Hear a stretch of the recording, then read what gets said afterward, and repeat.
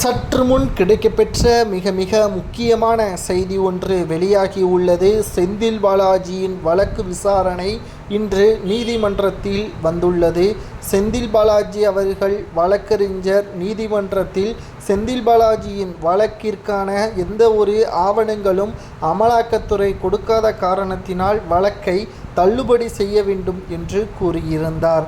ஆனால் கடந்த அதிமுகவின் ஆட்சியில் 10 ஆண்டுகள் போக்குவரத்து துறை அமைச்சராக செயல்பட்ட செந்தில் பாலாஜி வேலை வாங்கி தருவதாக சுமார் 100க்கும் மேற்பட்டவர்களிடம் பல கோடிகள் முறைகேடு செய்து அந்த பணத்தை சட்டவிரோதமாக பணப்பரிவர்த்தனை செய்த வழக்கில் சுமார் 345 நபர்களுக்கு மேலாக முன் சாட்சிகள் அளிக்கப்பட்டிருக்கிறார்கள்.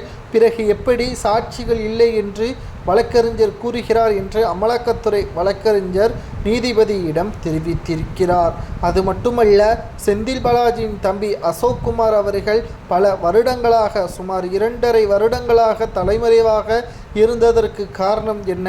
அவரது சொத்துக்களை பறிமுதல் செய்யப்படுவோம் என்று வீட்டிற்கு நோட்டீஸ் அனுப்பப்பட்ட பிறகுதான் நேரடியாக ஆஜராகியுள்ளார்.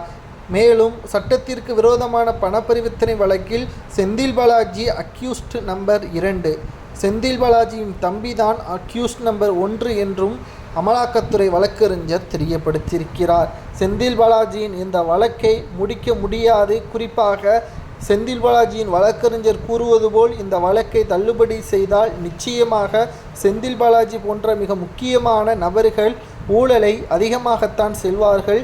குறிப்பாக கரூரில் கட்டி வந்த மிக பிரம்மாண்டமான பங்களா, அதற்கான ஆவணங்கள் சரியாக இல்லாத காரணத்தினால் தற்காலிகமாக அந்த பங்களா வீட்டு வேலை நடக்காமல் தற்பொழுது அமலாக்கத்துறையின் கட்டுப்பாட்டில்தான் இருக்கிறது என்பதையும் நீதிபதியிடம் தெரிவித்திருக்கிறார்கள் அமலாக்கத்துறை வழக்கறிஞர்.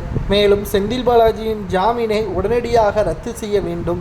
அவர் வெளியே இருந்தால் தற்பொழுது திமுகவின் ஆளும் அதிகாரத்தை பயன்படுத்தி அதற்கு எதிராக சாட்சியங்களை மாற்றக்கூடும். ஏனென்றால் அவர் தற்பொழுது எம்எல்ஏவாக இருக்கிறார். உடனடியாக அவரது ஜாமீனை ரத்து செய்ய வேண்டும் என்று அமலாக்கத்துறை வழக்கறிஞர் தனது வாதத்தை முன்வைத்திருக்கிறார். தற்பொழுது செந்தில் பாலாஜியின் வழக்கறிஞர் என்ன பேச வேண்டும் என்று தெரியாமல் திணறியுள்ள நிலையில் 3 வாரங்கள் அவகாசம் வேண்டும் என்றும் நீதிபதியிடம் தெரிவித்திருக்கிறார். இந்த வழக்கானது வருகின்ற 27ஆம் தேதி மே மாதம் 27ஆம் தேதி நடைபெறும் என்றும் இந்த வழக்கிற்கான சாத்தியக்கூறுகளும் சாட்சிகளும் பலமாக இருந்தால் செந்தில் பாலாஜியின் ஜாமீன் தள்ளுபடி செய்யப்பட்டு திகார் சிறைச்சாலையில் அடைக்கலாம் என்றும் கூறப்படுகிறது.